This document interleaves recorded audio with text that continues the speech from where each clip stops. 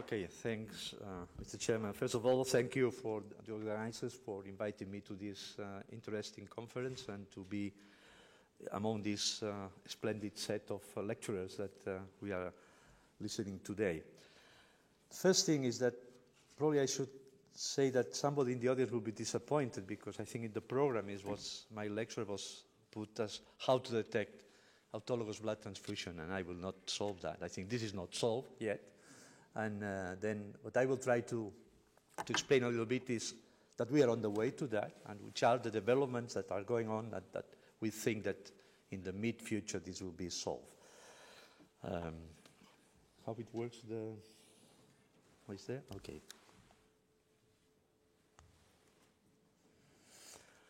Okay, all of you know that the blood transfusion fills in the M1 issue of the prohibited list, and in this enhancement of oxygen transfers there are many issues, but really blood transfusion is one of the major ones. I'm sorry for this slide, which is mainly focused on one sport, but we know that the problem of blood transfusion is in many sports. But it's clear that it's one of the more abused methods in anti-doping, some of the more effective, and as I said, some of the more difficult to be detected. You know that there are mainly two different kinds of blood transfusion, like what we call homologous or allogenic blood transfusion, when somebody receives sample from another donor. This is to some extent solved. There is a methodology based on flow cytometry that may detect different populations of antigens in the membrane of the red blood cells. But because of that, we suspect that it is not much use. And I think the real threat is the autologous transfusion, which means when somebody really takes blood from himself, stored in the due conditions, and after several weeks, usually in this way, is infused again, and then it gains advantage for that. And the question is, do we have a method for that? Well, I think, in fact, as I said, no, but we are on the way. Probably the best news now is that the adult biological passport, as has been mentioned by Martial minutes ago, can detect some of these cases. He has mentioned one of them. I think in one of his papers he present this other slide, which is very clear, the effects on hemoglobin and on reticulocytes from the blood donation first and the reinfusion afterwards. The problem to some extent is that the real life is not so nice as this situation. And then when we have this situation, it's clear, but in many other situations, the blood passport will allow to suspect, but really will not allow to act clearly on that. In fact, in the same paper, I think they conclude that saying that the introduction of ABP has considerably improved the fight against this type of manipulation, but in the future, main goals should be to refine the use of this powerful tool and introduce new markers from different analytical fields. Then I will try to make a little bit of an overview of those markers that are being studied by different people and that can be successful at long term. You know that the blood that is used for the blood passport is whole blood, and maybe that nothing more is being done with that blood, but many things can be done that can be supportive of a suspect for an autologous blood transfusion. In the plasma, in the blood plasma, when the blood is centrifuged, we have the plasma in the upper part. Of course, we can detect we can work with some of the markers of iron metabolism. This has been mentioned also before. My impression is that these markers are more useful for erythropoietin and related compounds than for detecting blood transfusion, but still something can be obtained there. A relatively new approach is the use of what is called microRNA. MicroRNA are pieces of RNA that are not coding for the genome, but are small pieces that have some role in the translation from messenger RNA to proteins, and that some of them are soluble in plasma. And then I think also the group of Dr. Soji studied the potential use of microRNAs, and they detected at least 3 of them who can show a variation due to the fact of a blood transfusion. On the right-hand side, you have control people. On the left-hand side, you have the transfused people. And you can see that for 1, 2, or maximum 3 days, it seems that there is some really differences that can be exploited in the future for that. Because in addition to this effect, also there is a change in the EPO production in the body. If these markers are divided by the concentration of EPO, then you can have a slightly more sensitive marker. Then, in fact, in this slide, they show that at least for 1 day and probably also after 3 days, you can have some indications using the microRNA that somebody can have had a blood transfusion. Of course, in the lower part of the blood, we have the red blood cells. And something can be done with the red blood cells also to study potential blood transfusion. You can study red blood cell subpopulations, even in different sizes. You know that it's known that after storage of the red blood cells, they can change in size, they can vesiculated some parts, and then there is a very recent proposal to study these different subpopulations by capillary electrophoresis. Let's see what is. It's very new. We don't know exactly how we'll go. The other really potential work, there has been a lot of work on that, is to study the total hemoglobin mass. I think many people have been studying that. Of course, this suffers of intrinsic drawback that it requires the subject to volunteer or for that test, and also to inhale, to rebreathe some carbon monoxide, small amounts, but of course it is never, it can be argued that can be some toxicity or some claims can be argued on that. In addition to that, this seems to be an interesting proposal, but as you can see in some of these references here, there is people that really, they think that the hemoglobin mass has a limited capacity to detect autologous blood doping, or that exercise will also influence a lot on the hemoglobin mass. Okay, I am not expert on that, but if somebody in the audience maybe can explain better on that issue. I think it's potentially good, but difficult to think that it will arrive to be implemented. Okay, what more can be done with the red blood cells? Well, we can study the proteins that are in the membrane of the red blood cells. And when we spoke on that, we speak on GHOST. This is not a horror show, it's referring to anti-doping. It means that the membranes of the red blood cells, because they have contained hemoglobin, even if we wash extensively, at the end we never get them in really white color. They are always slightly gray color, and this is the reason why they are called GHOST. Then one of the approaches is to study changes in the proteins of the GHOST due to the fact that the blood has been stored for several weeks.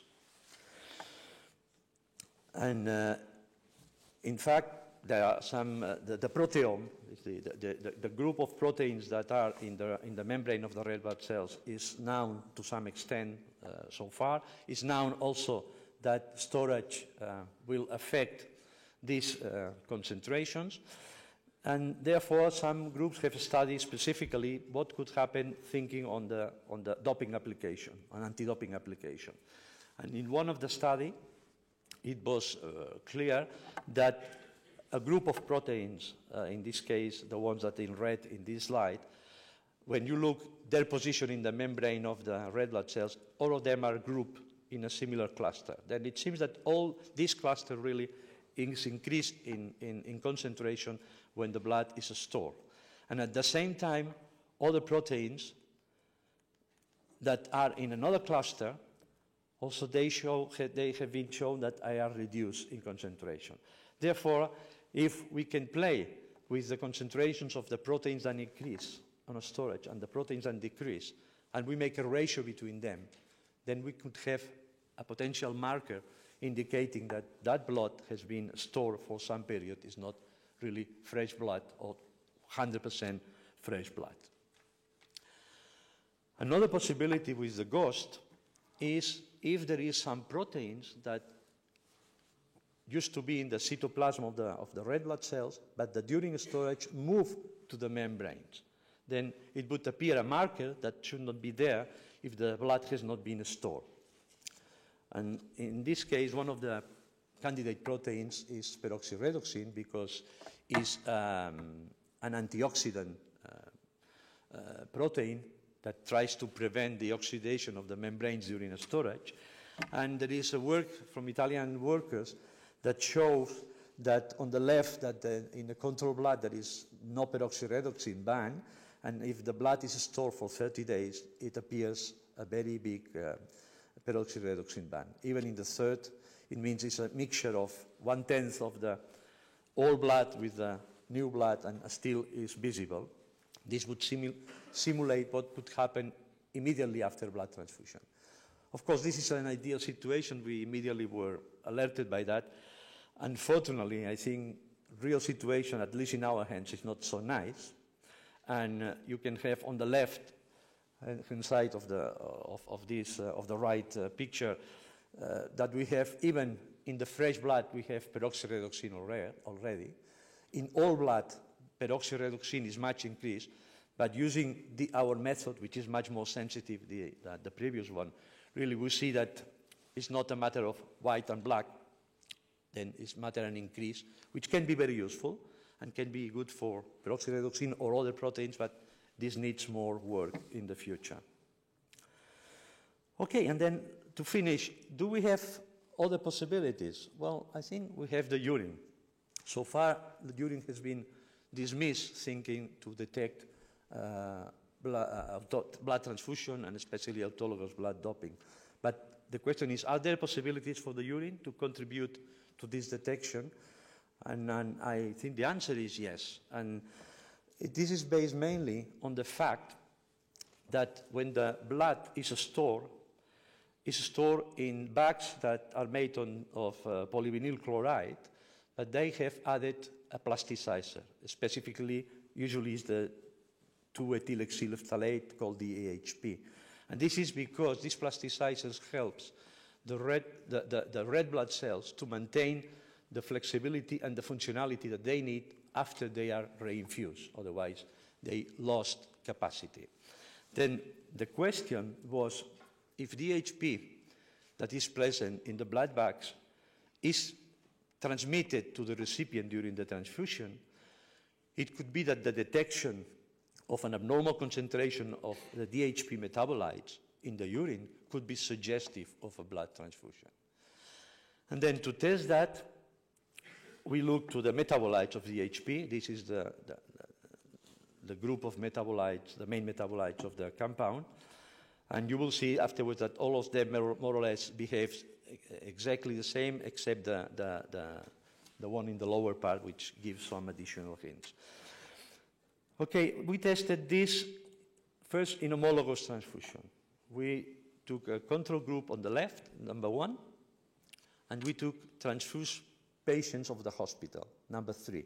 3A means 24 hours after transfusion, 3B, 48 hours after transfusion. And you can see the huge increase in DHP metabolites excreted in the urine. Is this due to blood transfusion, or is this because they are in a hospital and they have syringes and catheters and things that are made also of plastic? Then group number 2 is in patients in the hospital that are subjected to all these, let's say, manipulations, but not blood transfusion. Then it's clear that the blood transfusion is the main responsible for the huge increase of plasticizers appearing in the urine. What happened with autologous transfusion, which really is the main aim of the research? Then in this regard, 25 people were subjected to an experimental experiment of blood transfusion. Half of them, all of them were, let's say, obtained blood, store red blood cell concentrates, and reinfuse after a period. Half of them was after 2 weeks, the other half was after 4 weeks. And we collected urine before blood collection, during blood collection and blood infusion, and after blood infusion. And the results are the following. As you can see, there is, for the majority of days, some background. This is logical. All of us have DHP metabolites in our urine because we are surrounded by plastic materials, some of them of polyvinyl chloride, some of them containing some plasticizers. Then all of us, we have some background noise of DHP metabolites. What is clear is on the day after the infusion, the concentration is enormous. It is increased enormous. I think it's not necessary to make statistics to realize that for 24 hours, the capability of the urine to detect a blood transfusion analyzing DHP metabolites is very clear.